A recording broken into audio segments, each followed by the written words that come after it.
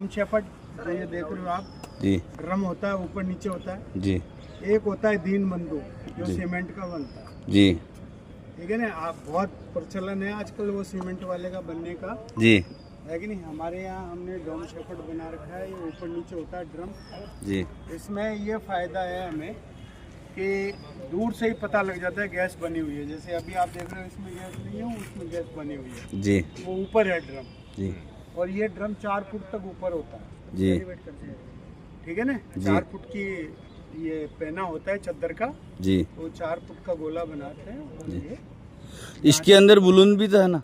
है, इसके अंदर प्लास्टिक का कोई आइटम? कुछ नहीं है, मैं आपको बताता हूँ। पहले वो बोल रहे हैं तो फिर करो सवाल। ये जो लोहे का बना हुआ है, जी हम लोहे का इसलिए बनाते हैं, ये हमारा कुछ जो है सोच है कि रीसेल वैल्यू होनी चाहिए जी। किसी चीज की। रीसेल वैल्यू जैसे आज अपन स्क्रैप में लगा चला जाएगा। हाँ तो सड़ गया तो अभी आधा में मिल जाए। बढ़ते बढ़ते बढ़ते बढ़ते महंगाई बढ़ते बढ़ते 70 में चला जाएगा वापिस। दर में ही पैसा वापस वसूल हो जाएगा अगर गल भी जाएगी तो। जी इसलिए हम लोग इसको ज़्यादा प्रीफर करते हैं। जी ये 4 फुट तक ऊपर आता है, 4 फुट तक इसकी गैस बनती है और ये गैस निकलने का वॉल लग जाता है, जी ठीक है ना। जी एक ये, ठीक है, जी इसमें ये पाइप लग जाता है और ये वॉल से गैस पाइप के माध्यम से चली जाती है। जी सर। इनका पूछने का ये कितना गहरा है बताता हूँ। तो ये जब अपन ड्रम 4 फुट का बनाते हैं जी तो हमारे बायोगैस के अंदर एक फिक्स नाप है, 13 फुट गहरा खड्डा खुदता है जी सर। और रेडियस बदलता रहता है। जी रेडियस का मतलब ये जो जिसको अपन त्रिज्या या व्यास कहते हैं, जी वो इसका बदलता रहता है। जी गहराई 13 फुट है, जी ठीक है ना। जैसे ये अब ये 60 घन मीटर का है, जी तो यहाँ से वहाँ वो 22 फुट का है, जी ठीक है ना। इसी तरह से ये रेडियस बदलता रहता है। जी 2πr स्क्वायर का फार्मूला लगता है, जी वो आपको इंजीनियर बता देगा, वो बना देगा। जी गोबर जो है जी यहाँ लाके डाल, जी ठीक है। जी गोबर को यहाँ डालते हैं और गोबर का जो डालने का पात्र होता है वो इस ड्रम से ऊंचा होता है। जी उससे ऊंचा होना चाहिए। हाँ, जी अपन यहाँ पर गोबर बोलेंगे। जैसे गोबर का गोल तो इधर से बन गया सर, अभी इसका गोल जैसे अभी 13 फीट गहराई है, हाँ, तो गोल को कौन सी जगह पूछा रखा है? 2 फुट ऊपर पाइप रुका हुआ मतलब 11 फीट के अंदर, है। ये जो पाइप जा रहा है 11 फीट के नीचे कनेक्ट दे रखा है। और इसकी जो रिटर्न सैलरी नहीं निकलती, तो जाएगा तो ये तो ऊपर से ही गिरेगा, पास में ही है, बिल्कुल ऊपर से ही गिरेगा। डलने वाला तो हाँ, निकलने वाला निकलने वाला नीचे से, वो कितने फीट ऊंचा? वो बिल्कुल आप ये मान लो पेंदे पे ही अड़ा हुआ है, आता कि नीचे से निकल तो जा। वो नीचे से ही जोर मारता है और वो निकलता है। जी सर। और वो पूरा नक्शा है, मैं आपको पम्पलेट दूंगा, ड्राइंग दे जी है कि नहीं, पूरी ड्राइंग दे देंगे हम आपको। ये अलग अलग नाप के बनते हैं, गोबर इसमें घोला जाता है जी और गोबर गोल के जब इसकी इनलेट खोल देते हैं तो नीचे चला जाता है जी गोबर। जी सर। और इसके अंदर बहुत सारे बैक्टीरिया होते हैं। जी सर। जब ये गोबर सड़ता है तो बहुत सारे बैक्टीरिया आते हैं जी जो तुरंत गोबर को डिकम्पोस्टिंग करते हैं, जी सर। है कि नहीं। उसके बाद ये गैस जो है, जी ये आप ये मान लो ये गैस आपको फ्री मिल रही है। जी सर। और गोबर का जो खाद है, जो जिसमें 0.5 नाइट्रोजन है, जी वो इसमें से होके निकल जाएगा जब स्लरी के रूप में, जी तो 2% नाइट्रोजन हो जाएगा। जी तो जब खेत में अपन को 5 ट्रॉली, अमूमन जो एग्रीकल्चर वाले हैं वो ये कहते हैं 1 बीघा में 5 ट्रॉली खाद डालो। आप डालो।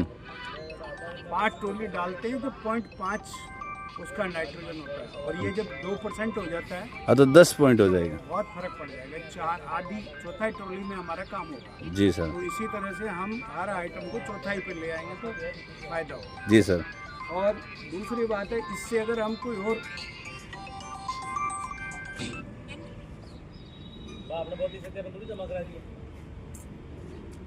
तो ये अगर इस गोबर को ही हम वर्मी कंपोस्ट में कन्वर्ट कर देंगे जी तो केचुए जो है वो जल्दी जल्दी खाएंगे, क्योंकि ये ऑलरेडी डिकम्पोस्ट है, जी सर। ठंडा हो चुका है कि जी नहीं? जी वरना वैसे क्या है कि अपन गोबर डालेंगे, जी गोबर को ठंडा करेंगे, ठंडा करके फिर केचुए डालेंगे, फिर केचुए उसको खाएंगे, जी सर। है कि नहीं। अभी जो है ये एग्रीकल्चर के हैं, ये भी आपको बताएंगे। सीधा गोबर भी फटाफट जो है डिकम्पोस्ट हो सकता है जी और केचुए उसको खा सकते हैं, इनके पास पानी है, जी है कि नहीं। तो ये बायोगैस प्लांट है, इसकी गैस हम लोग जलाने में काम में लेते हैं। जी यहाँ पर जो है मीथेन सेपरेशन प्लांट भी लगा जी और मीथेन बोटलिंग प्लांट भी लगा है जी और किसी तकनीकी है कारण से साइड अभी मोर कर खराब लिया है। क्योंकि जिस टाइम ये 2008 में लगा जी तो सीएनजी हमारे राजस्थान में नहीं था। जी अब सीएनजी आया है तो मिस्त्री अब उपलब्ध हो जाएंगे। जी लेकिन हमारा मेजर जो पार्ट है वो अभी थोड़ा काम नहीं कर रहा, तो इसलिए सीधा ही इसको जलाने का काम कर रहा जी है। तो भट्टी जल जाती है इसकी। जी सर, तो इसमें पर डे का कितना गोबर लगता है? गोबर देखो ऐसा है कि वो भी मैं आपको पंपलेट पे दूंगा कि एवरेज क्या जाना चाहिए। जी सर वैसे हम लोग 1400-1500 किलो रोज यूज कर सकते हैं, जी है कि नहीं। लेकिन एक सेट फार्मूला है, आपको ज़्यादा मीथेन चाहिए, जी ज़्यादा गैस चाहिए, जी तो अपने को उस तरह से अपने को काम करना पड़ेगा। उसकी नाप पूरी बनी हुई है जी सर। कि जो है 10 घन मीटर वाले में हाँ, 200 इतना किलो होगा। गोबर डलेगा, 25 घन मीटर वाले में 250 किलो डलेगा। जी। इस तरह का अलग अलग बना हुआ है, जी सर है कि नहीं। लेकिन इसकी जो है आप ये मानो कि 1 घन मीटर बराबर 10 घन मीटर में 100 किलो गोबर रोज डलना चाहिए। जी, ये 13 घन मीटर का है। ये 60 घन मीटर 60 घन तो 6 टन चाहिए रोज, हाँ, तो 6 टन में लग 600 किलो। हाँ 700 किलो, 6 टन हो गया ना। 600 किलो से 6 टन कैसे होगा? हाँ 700 किलो 6 क्विंटल हुआ, 6 क्विंटल हुआ 700। 60 क्विंटल चाहिए। और वो आप दिन में 2 बार 3 बार ऐसे फिलअप कर सकते मतलब 700 किलो का है। हैं। नहीं, ये 60 घन मीटर का है। हम इसमें जो है 6000 का है ना, तो 6 टन का हो गया है। 6 टन नहीं, 60 टन। ठीक है ना, वो आपको मैं प्रेस्क्राइब दूंगा, उसमें आप पढ़ के डाल सकते हैं। अब जैसे आपको सपोज आपको सब्जियां डाल दी आपने, जी सर। उसमें मीथेन ज़्यादा होता है, जी वो ज़्यादा गैस बनेगी, है कि नहीं। जी। गोबर है उसमें मीथेन कम होता है तो थोड़ा कम बनेगा। अच्छा, इसके अंदर वो सब्जी भी गोल के अंदर डाल दी तो और कुछ भी डाल सकते हो आप। कुल मिला सड़ी कचरा कुछ सड़ ज़्यादा सड़ने वाली चीज़ चाहिए कुल मिला के। जो गलने वाला जो कार्बनिक मटेरियल है वो सब डाल सकता है। जी सर, ठीक, बहुत धन्यवाद सर। जी शुद्ध थारपार के नस्ल का उत्पादन करते हैं। जी यहाँ पर जो है अच्छी नस्ल की बछड़ियाँ पैदा हो, इसके लिए हम विशेष काम करते हैं। जी जैसे हम शेक शॉर्टेड शीमन, जो अभी बैलों वाली दिक्कत आ रही है ना, जी तो हम शेक शॉर्टेड शीमन का भी प्रयोग करते हैं कि उसमें बछड़ी ही पैदा हो, जी बछड़ा होगा ही, तो उसका भी हम प्रयोग कर रहे हैं। अच्छी नस्ल के सांड तैयार करने के लिए हमने भूण भी रखवाए है कि नहीं। भूण रखते हैं ना, जैसे एम्ब्रियो ट्रांसप्लांट करते हैं, तो वो करते हैं। उसके अलावा जो है हम अच्छे नस्ल के सांड भी रखते हैं कि कई गायें ऐसी होती है जो इंजेक्शन को नहीं मानती है, तो फिर उसके लिए अच्छी नस्ल के सांड भी चाहिए। घर से ला के रखते हैं। तो ये काम हम कर रहे हैं, आप ये देखो। और जब सारी गौशालाएँ संवर्धन पे ध्यान देगी तो बची जाएगी। सूरतगढ़ में मिलेगा अच्छी नस्ल? सूरतगढ़ और चाहिए चांदन, क्या हमारे यहाँ से मिल जाएंगे बछड़े हम भी तैयार हैं। एक तो मेरे को देना ही है। सबसे बढ़िया कौन सी होती है? देखो अभी हमारे यहाँ पर तो गिर और थारपर कट का प्रचलन है। गाय सबसे बढ़िया जो है देसी है। आप दूध के हिसाब से जाओगे तो ओरिस्टन, फ्रीजन और जर्सी पे चले जाओगे। वो तो यहाँ से फ्रीजन अपनी बाहर की है, यहाँ की नहीं मिल जाएगा। ठीक है, अपने थारपाग और गिरे थारपाग में फर्क कितना आता है, भी थारपाग में फैट ज्यादा होता है। देखो मैं आपको जी। बताऊँ, देसी गायों का दूध में आप सब लोग गौशाला वाले जानते हो, और शायद गौमूत्र की दवाइयाँ भी बनाते होंगे आप लोग, थोड़ी बहुत बनाते होंगे। हम तो सीखने आए ऐसे समझ लो, सीखने आए हम तो सीखने आए सर। तो देखो मैं आपको बताऊं कि ये रिसर्च हो चुका है कि देसी गायों के डॉक्टर साहब ने मूत्र टिल्ला में डॉक्टर। सोने का तत्व है, गोल्ड है। ये तो पढ़ा होगा आपने, अखबार में आया था कि गिर गाय पे जो है रिसर्च हुआ और उसमें वो स्वर्ण पाया गया, है कि नहीं। तो स्वर्ण अपने आप में एक ताकत पैदा करती है।